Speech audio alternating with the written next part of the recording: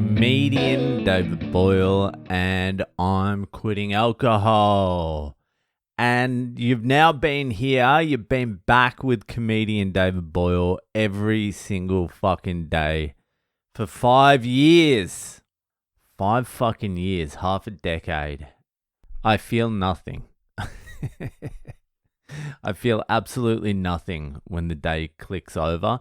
In fact, with this fucking new job that I'm meant to be starting Monday, it sort of feels like I've made absolutely no progress whatsoever. Exactly 5 years after I quit alcohol, I'm about to go work in a fucking tunnel. A tunnel.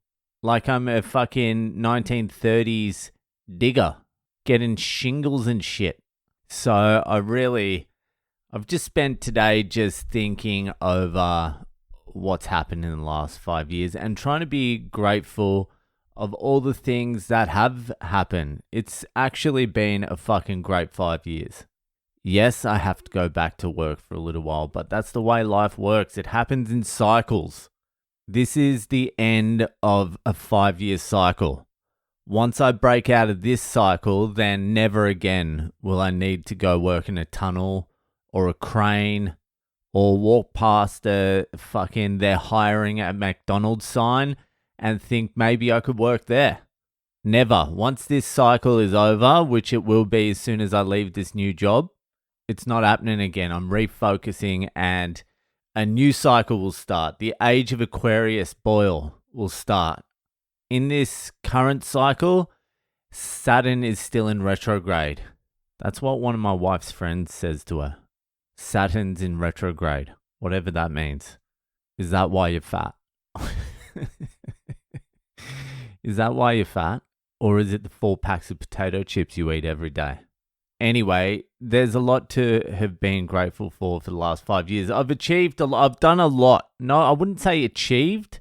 Achieved sounds retarded, but I feel like I should be grateful for the stuff I've been able to do over the last 5 years. I had a daughter. That's the main thing. That's the number one thing that's happened in the last 5 years. I've had a beautiful daughter who's fucking funnier than me. She's amazing, and that's been my great pleasure for the last 5 years, as well as my son. Getting to watch my son grow up and figure things out. So they're the two things. I've been able to be fucking lucid and somewhat present during their childhood and in the house. I haven't worked for 4 years. So I've been around in the house, fucking involved in their life for 4 years. I've got to be grateful for that. Stanley Druckenmiller, a famous investor, he's like, with kids, it's not quality time with them that's important. It's quantity time. He's like, you just got to be with them as much as possible. He's like, they'll figure things out if you're there. They'll follow your lead. I hope they don't follow my lead, but I've been there. So that is one of the things, because I remember when I was drinking, one of the things that used to fucking chew me up hard was like not being a good dad to my son. You know, like I used to go out and I'd start drinking, and as soon as I started drinking, everything went out the window. I didn't give a fuck if I was married or had a kid. I was just like, let's get fucked up. And that's the most important thing. And then obviously you wake up in the morning and you're like, oh my God, what a fucking piece of shit. You're hungover. You know you've made that decision in your head, like this is what it's all about, the drinking. So you get fucking chewed out about that, and it's just like, fuck this. So that really has been a blessing. And if I just get through this little period of work, I'll be able to get back to that. And then I had a little think about my comedy career, if you can call it that.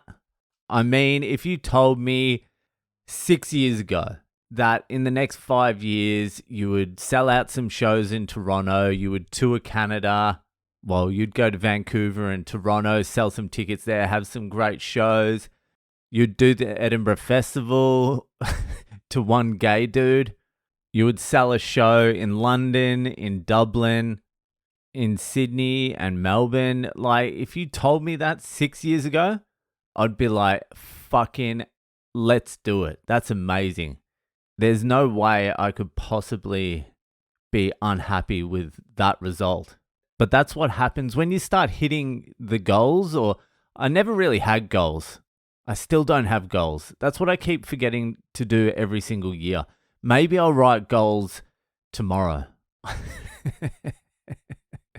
If I was really going to write goals, I would have said now. Now's the time to write goals. But maybe I'll write 5 years of goals. The next 5 years. The next cycle. The age of Aquarius. So I have some direction. But everything that's happened to me in the last 5 years, especially with comedy, like it's all sort of like accidentally happened.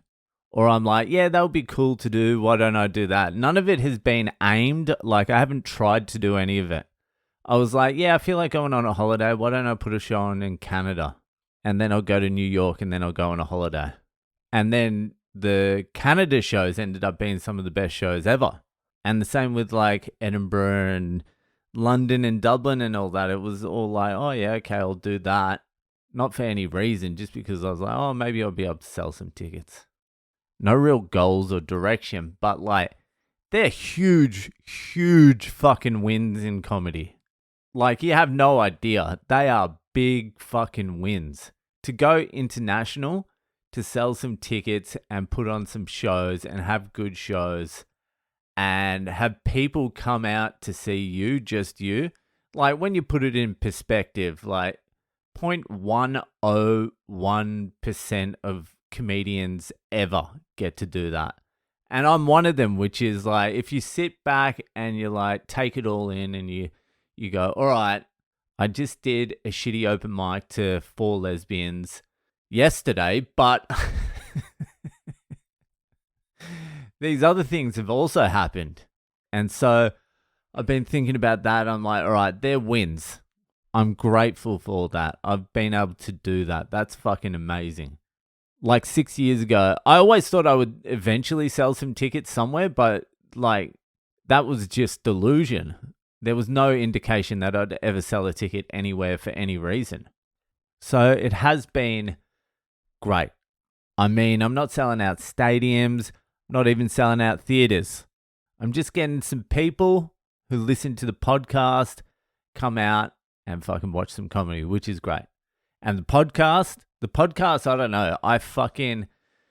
Well, that's really my career. That really is my career, but it's sort of evolved into something else as well. Like, it's sort of like, I don't know, is it a conversation? It's not really a conversation, but it's definitely a sharing thing. Because I've met so many fucking great people through the podcast now. Just your fucking average degenerates, your average Joes, not fucking superstars or anything like that. It's just been fucking nice interacting with different people all around the world. That's been great. That's been one of the real fucking bonuses of this podcast. And then just doing it, just having something to do every single day. I can't imagine how bad my mental health would be if I didn't do this podcast every day. Just get everything out of the system. Speak honestly when I need to speak honestly. Talk shit when I need to talk shit. Say retard, faggot, whatever I want to say. You know, those are important things to me. To say retard and faggot are very important to me. So this podcast, this is it. The podcast is great. The Degeni Diaries, I'm really starting to fucking be excited about as well. I'm going to be I'm proud of this podcast.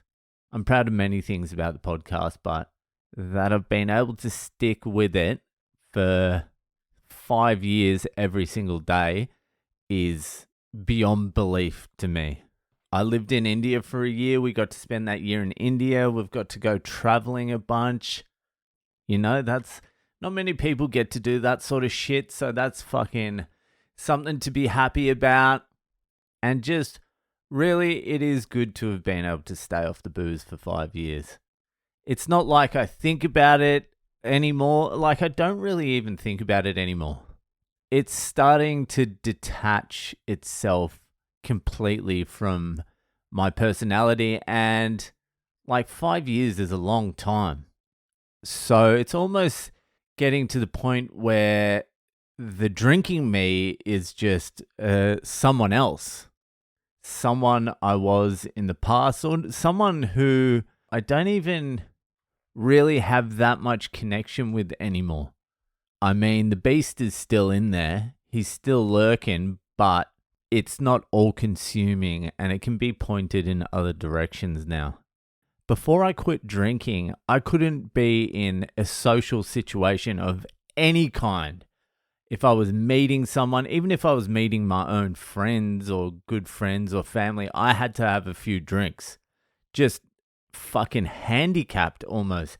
Now I go out and I meet fucking strangers, listeners of the podcast, complete strangers, sit at their house, sit with them, go to dinner with them, have conversation.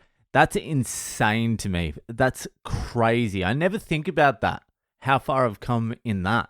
That, like previously, before I quit drinking, just the idea of meeting someone, a stranger, and hanging out with them would be anxiety inducing for months prior. Months.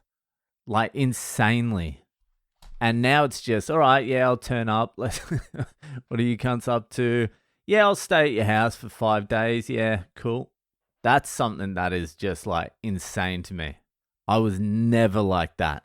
So I don't really think about that much, but that is something really to be like astounded by.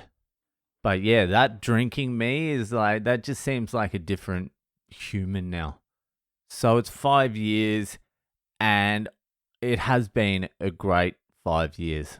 I can't complain about it at all. It's been amazing, actually. What the fuck am I talking about? You always get negative.